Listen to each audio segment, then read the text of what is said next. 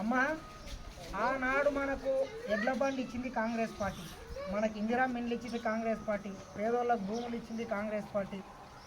మరి ఈ మోడీ 10 ఏళ్ళు అయిందమ్మో వచ్చి ఏమన్నా ఇచ్చిండా మనం చెప్పి? ఏమి ఇవ్వలేదు. మళ్ళొకసారి వాళ్ళ మాయమాట విని వాళ్ళకు ఓటేస్తే దేశాన్ని అమ్ముకుంటారు.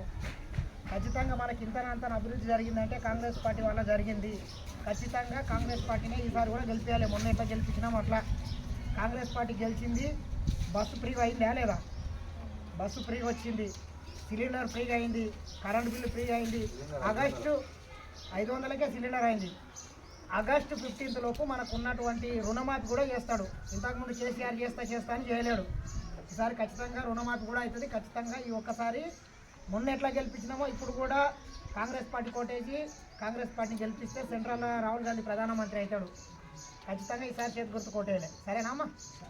సరే. జై కాంగ్రెస్.